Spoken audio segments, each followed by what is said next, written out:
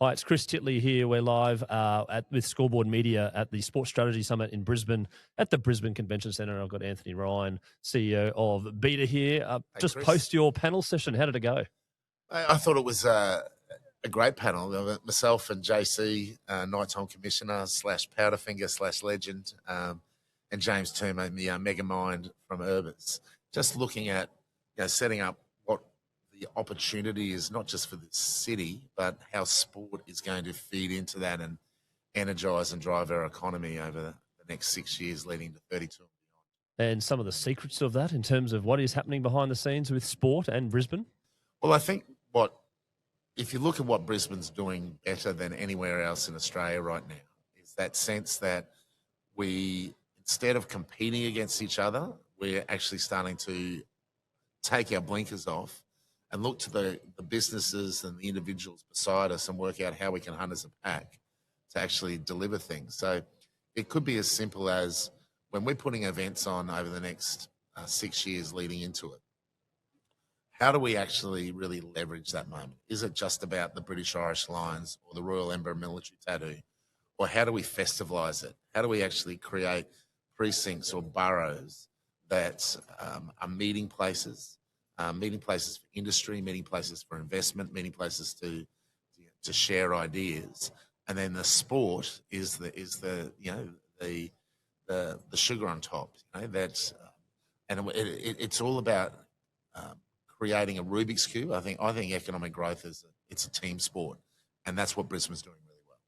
Speaking of sugar, people talk about the Olympics as like just an event and like a sugar hit to Brisbane or something along those lines. I'm curious to know your thoughts on that and how we can build in and around that.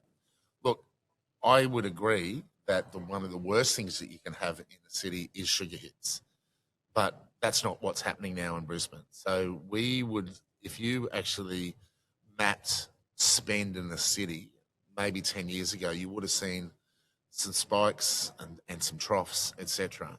But now, let's just start looking at next year on the horizon.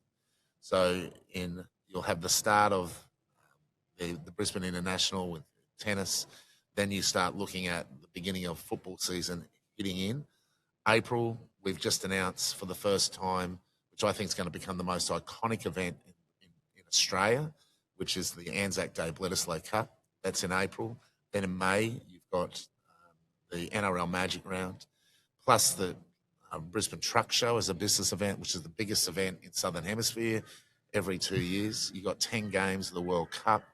You've got Rugby World Cup.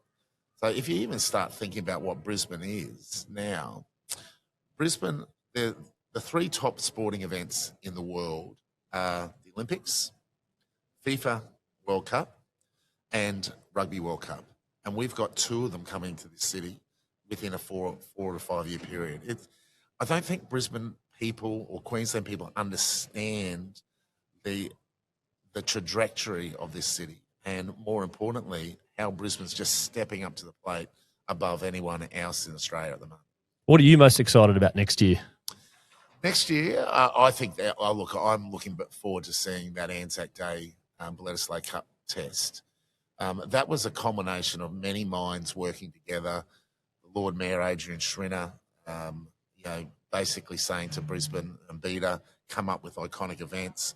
Then working with the state government, Tourism Events Queensland, and saying, okay, how do we do that together? And that was a mammoth effort, talking to Super Rugby franchises in the middle of their games. That's when it's going to fall. How do they feel about losing their test players?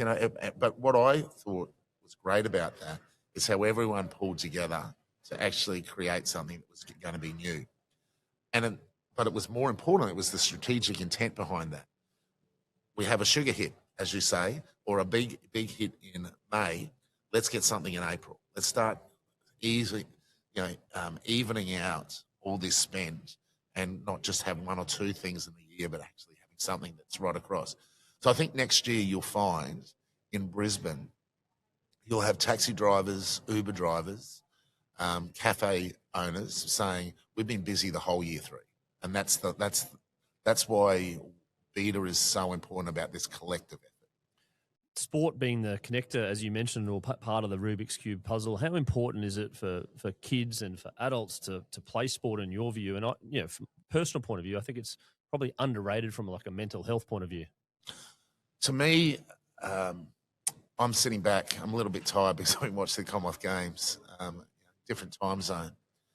And what I think is really magical about the moment that's happening in Australia, and 2032 will just energise this, grow it exponentially, is if you start looking at, let's just use the gout phenomenon. Track and field 10 years ago was very much a poor cousin to swimming, as an example, as a key sport. All of a sudden, gout has created a Lockie Kennedy, who's now just got second Commonwealth Games, one of the fastest times of all time. And then sitting behind that is, as a party, you've got Nikita, you've got Rowan Browning. All of a sudden, you're creating these ecosystems of success where what happens is it makes people believe. And then you've got the kids who are sitting back watching this on the screens and going, I think I can be that one day. So it creates belief, it creates inspiration.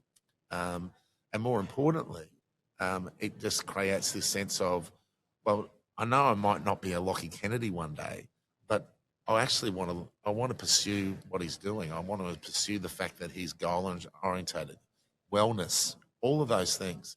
And so we've just had nighttime economy legend, JC, talking about the nighttime economy.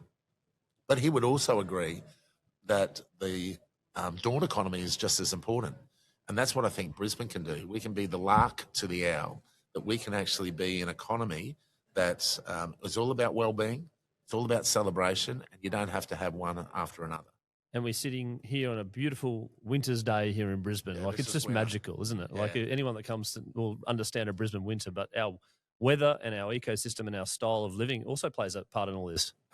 Last year in winter, I got paid out on by these radio stations down in Melbourne because we'd become the sporting capital of Australia, and I had done a couple of interviews, and they asked to speak to me, and they tried to have a crack at me live on air, going, Brisbane's got nothing on us. We got the MCG, etc. And at the time, I was at an event at Howard Smith Wharfs, and as that happened, the Broncos were doing a training run along Howard Smith Wharfs with the shirts out. It was the middle of winter. And I just said, oh, guys, just stop for a sec. This radio interview is taking place. The Broncos have just run past with the shirts on. And I quickly did a Google thing, and it was 7 degrees in Melbourne. It was raining. And I said, maybe that's the reason why we're actually beating you. That's why we're the sporting capital, because people want to train here. They want to live here. And we've got to embrace that. It's all happening in Brisbane. Anthony Ryan, thank you so much for being and having a chat, and congratulations on everything you're doing for the city of Brisbane. Pleasure. At Beta, and looking forward to the next year and years beyond that for Brisbane being a legacy city for everyone to enjoy. Oh, we're excited, mate, and we love working with everyone. Thank you. Thank you.